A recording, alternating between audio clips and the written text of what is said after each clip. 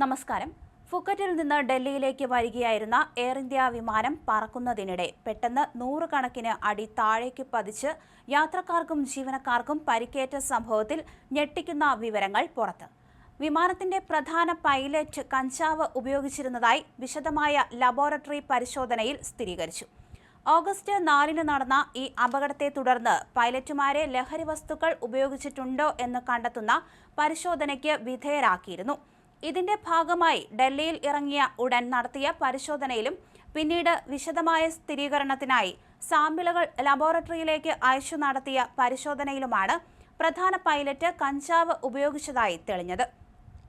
സംഭവത്തെ തുടർന്ന് ഇരു പൈലറ്റുമാരെയും അന്വേഷണം പൂർത്തിയാകുന്നതുവരെ വിമാനം പറത്തുന്നതിൽ നിന്ന് സസ്പെൻഡ് ചെയ്തിട്ടുണ്ട്. അന്വേഷണം പുരോഗമിക്കുകയാണെന്നും ഏതെങ്കിലും ഒരു കാരണത്തിന്റെ മാത്രം അടിസ്ഥാനത്തിൽ അന്തിമ നിഗമനത്തിലെത്തരുതെന്നും എയർക്രാഫ്റ്റ് ആക്സിഡന്റ് ഇൻവെസ്റ്റിഗേഷൻ ബ്യൂറോ മുന്നറിയിപ്പ് നൽകിയിട്ടുണ്ട്. ഓഗസ്റ്റ് 4-നാണ് ഇത്തരത്തിൽ 137 യാത്രക്കാരും, അതായത് 3 കുഞ്ഞുങ്ങൾ ഉൾപ്പെടെ 2 പൈലറ്റുമാരും 6 ക്യാബിൻ ക്രൂ അംഗങ്ങളും ഉൾപ്പെടെ 8 ജീവനക്കാരുമായി എയർബസ് A320 വിമാനം ഫുക്കറ്റിൽ നിന്ന് ഡൽഹിയിലേക്ക് പുറപ്പെട്ടത്. യാത്രക്കിടെ വിമാനം സാമാന്യം ഉയർന്ന ഉയരത്തിൽ തന്നെ പറക്കുമ്പോൾ അപ്രതീക്ഷിതമായി 300 അടിയോളം താഴേക്ക് പതിക്കുകയായിരുന്നു. വിമാനം താഴേക്ക് പതിച്ച നിമിഷത്തിൽ പ്രധാന പൈലറ്റ് തന്റെ സീറ്റിൽ ഉണ്ടായിരുന്നില്ലെന്നും കോ പൈലറ്റാണ് വിമാനത്തിന്റെ നിയന്ത്രണം കൈകാര്യം ചെയ്തിരുന്നതെന്നാണ് റിപ്പോർട്ടുകൾ. പെട്ടെന്നുണ്ടായ ഈ വീഴ്ചയിൽ വിമാനത്തിനുള്ളിൽ നെഗറ്റീവ് G അവസ്ഥ രൂപപ്പെടുകയും സീറ്റ് ബെൽറ്റ് ധരിക്കാതിരുന്ന യാത്രക്കാരും ജീവനക്കാരും മുകളിലേക്ക് ഉയർന്നു പൊങ്ങി വീഴുകയും ചെയ്തു. തുടർന്ന് വിമാനം പെട്ടെന്ന് തന്നെ സ്ഥിരത കൈവരിക്കുകയും ഡൽഹിയിൽ സുരക്ഷിതമായി ഇറക്കുകയും ചെയ്തെങ്കിലും അപകടത്തിൽ 20 യാത്രക്കാരും 4 ക്യാബിൻ ക്രൂ അംഗങ്ങൾക്കും ഗുരുതരമായി പരിക്ക് പറ്റി.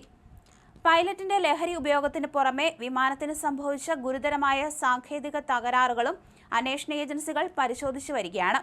പറക്കുന്നതിനിടെ ഓട്ടോ പൈലറ്റ് സംവിധാനം പെട്ടെന്ന് പ്രവർത്തനരഹിതമാവുകയും ട്രിപ്പിൾ ഹൈഡ്രോളിക് തകരാർ നേരിടുകയും ചെയ്തതായി റിപ്പോർട്ടുകളുണ്ട്.